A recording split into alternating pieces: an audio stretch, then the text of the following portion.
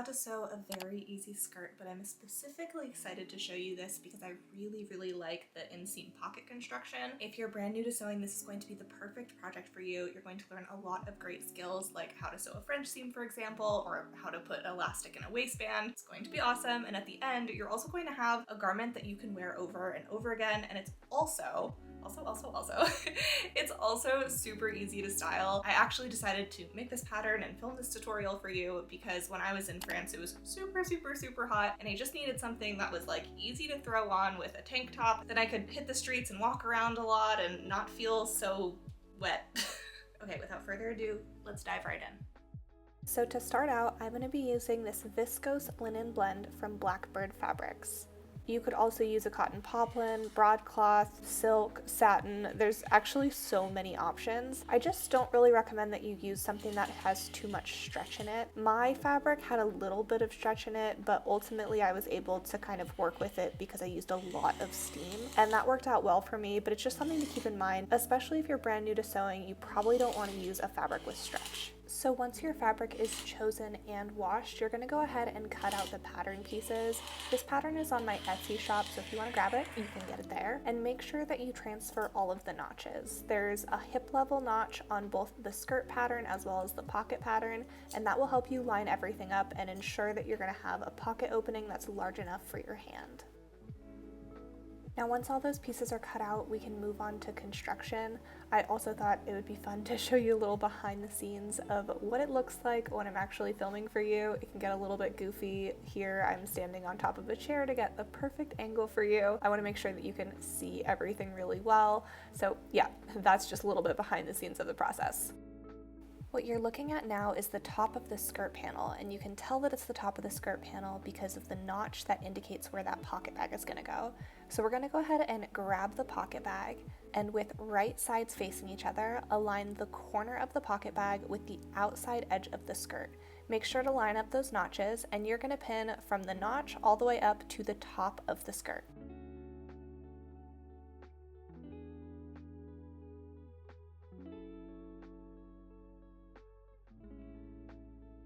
Once that's pinned together, we're going to sew from the top edge of the skirt to the hip level notch with a 3/8 inch or a 1 centimeter seam allowance. You're going to want to sew to the notch but not beyond it, and once you get there, be sure to back tack a few times so that the seam doesn't come undone.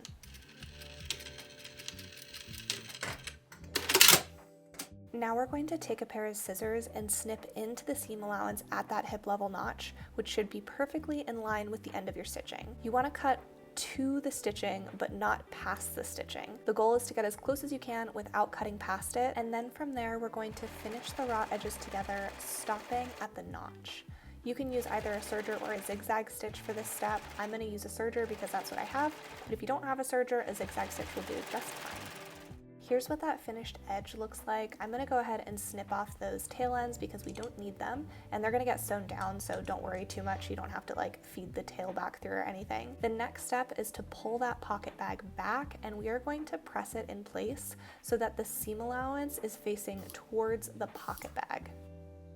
Then we're going to understitch the seam allowance in place, starting at the top of the skirt and ending at the notch. Understitching just means sewing a straight stitch close to the edge of the fabric through the seam allowance. Once that seam is in place, this is what it'll look like from the front side. Now we're going to flip the fabric over so that we're looking at the back side of the fabric. Then we're going to French seam the bottom of the pocket bag together. To do this, we're going to fold the pocket bag in half with wrong sides facing each other. Then we'll pin the bottom in place. If you're unfamiliar with a French seam, it's a really nice seam finish that fully encases the raw edge on the inside of the seam allowance. So rather than having to serge or zigzag stitch, you just won't be able to see the raw edge at all. Now once that's all pinned in place, we're going to take our work over to our sewing machine, and we're going to sew the bottom edge of that pocket bag with a 1/4 inch seam allowance. This seam allowance is a bit smaller than a standard seam allowance, but don't worry, it is on purpose, and everything will work out if you just continue to trust the process.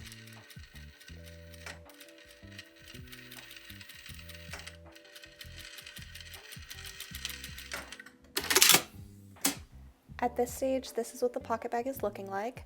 Now we're going to take it and turn it so that the raw edge is on the inside of the pocket bag. Then we're going to take our pocket bag over to our ironing station, and we're going to press the bottom of the pocket bag down so that it's nice and crisp. Now to finish the French seam, we are going to sew another straight stitch on the bottom of the pocket bag with a 3/8 inch or a 1 centimeter seam allowance. This will fully enclose the raw edge so that the raw edge is no longer visible on the inside or the outside of the fabric. For reference, here's what it should look like when you open up the inside. There is no raw edges. Next, we're going to orient the pocket bag so it's on the back side of the skirt. And then we're going to align the edges of the pocket bag with the edges of the skirt. To make sure that everything is aligned properly, you can use the notch that's on the side of the pocket bag and align it with the step that's in the seam allowance. Then you're going to pin from the notch all the way to the bottom of the pocket bag. You're going to do the exact same thing to the top of the pocket bag as well to ensure that everything is laying perfectly before we go ahead and sew them together. Here's how the pocket bag should look so far from the back side of the garment, and then when we flip it over, this is what it's going to look like from the front side of the garment. As you can see, we have a fully functioning pocket opening, so now we can go ahead and take our work over to our sewing machine and edge stitch the sections that we just pinned together.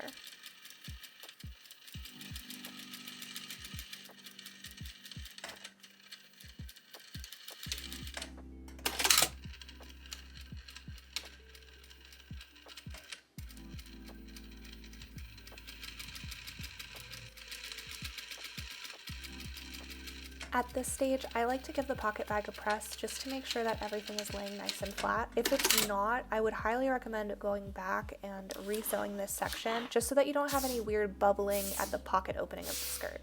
Okay, so now we have this gorgeous and fully functioning side seam pocket right here. It's got that beautiful French seam on the bottom. Now all we have to do is the exact same process to the other side of the skirt so that we have a pocket on either side. I'm gonna do that off camera since I just showed you how, and then we're gonna continue on.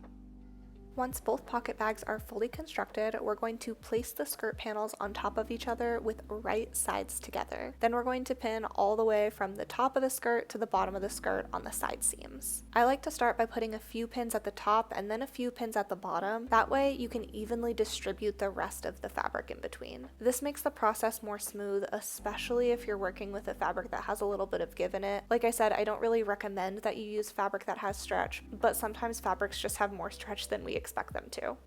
Okay, so those side seams are all pinned together. Here's what that looks like.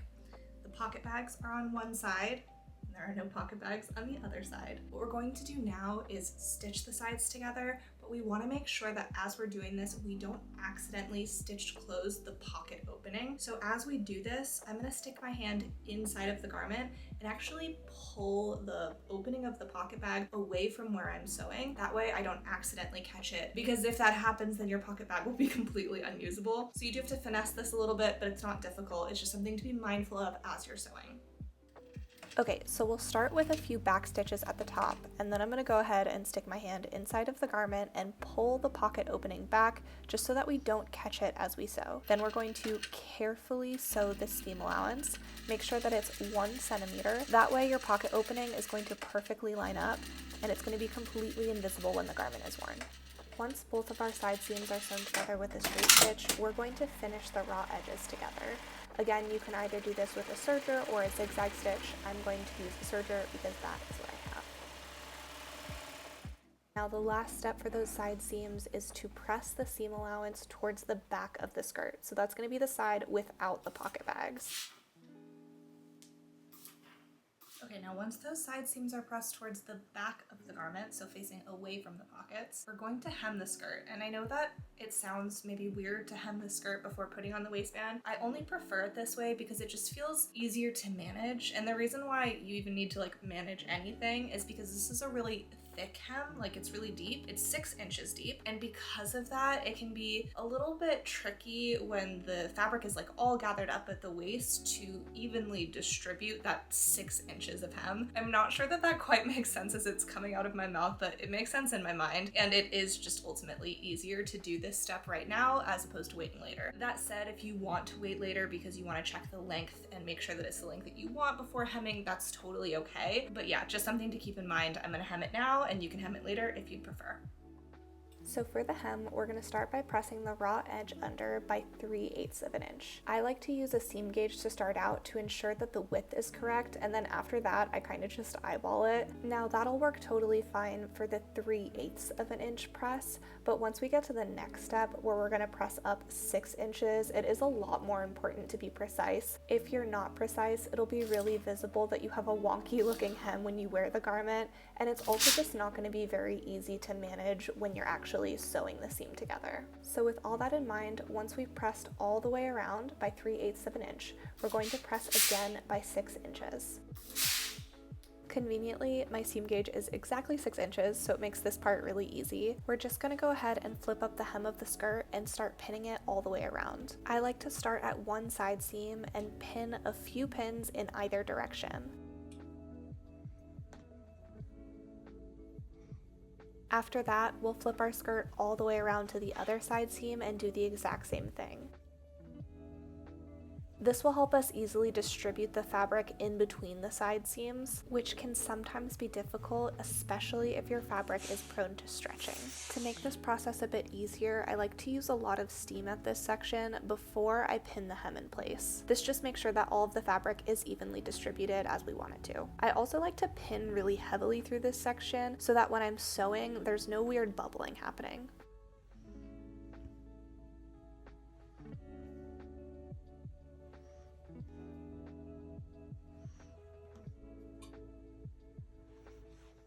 Now we finally get to take our work back to our sewing machine and hem the skirt all the way around.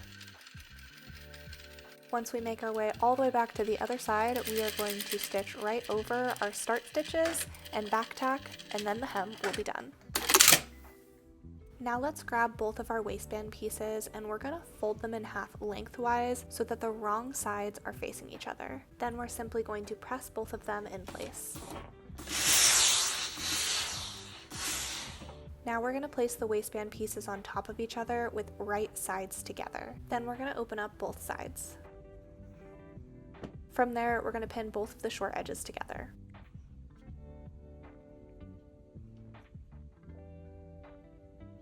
Once they're prepared, we'll just bring them over to our sewing machine and sew the short edges together with a 3/8 inch seam allowance.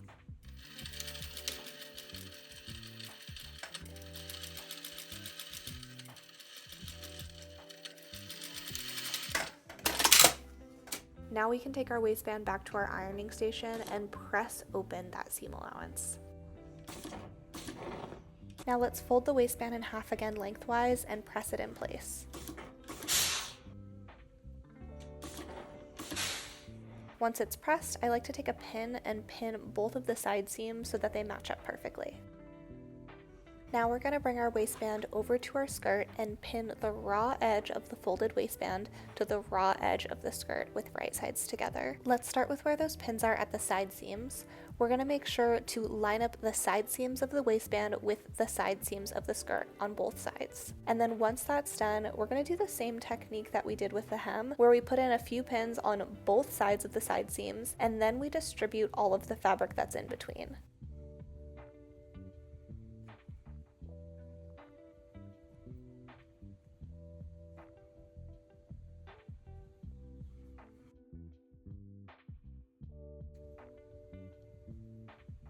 Once we've pinned all the way around, we're going to sew the waistband to the top of the skirt with a 3/8 inch seam allowance.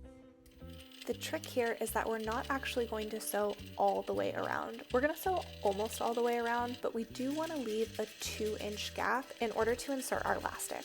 So when you get to the other side, just be mindful and make sure to leave enough of a gap. Now we're going to take our elastic and we're going to measure it around our waist, and we're simply going to cut it at our waist measurement. So we're just going to put it around our waist like this, and then we're going to figure out where the end point is, which I have marked with my finger right here. And now I'm going to grab my scissors and simply snip it right there. Okay, so this is the waistband piece, which is now measured to perfectly fit my waist. Now we're going to feed the elastic through the waistband.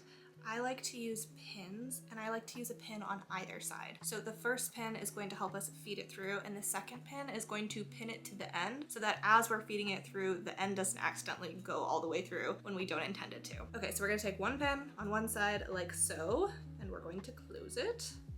And then we're gonna do the same for the other side, and we're just gonna keep an eye on it so that once it almost pops through the hole, then we're gonna pin it down. Okay, so take either side, it does not matter which one, and then find the gap that we left in the waistband, which is on the back side. Okay, so my gap is here, and I'm gonna feed this through. But one thing that I wanna note is it's actually a lot easier to feed elastic through a waistband if these edges are curved. So I'm gonna go ahead and take some scissors and just curve it out real quick.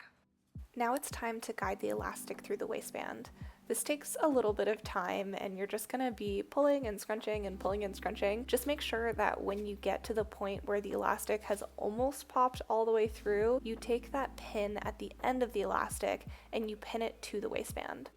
It wouldn't be the end of the world if this didn't happen, because the pin is there for you to be able to pull it back through if it accidentally goes through the waistband, but doing this just ensures that the process is a lot more smooth for you.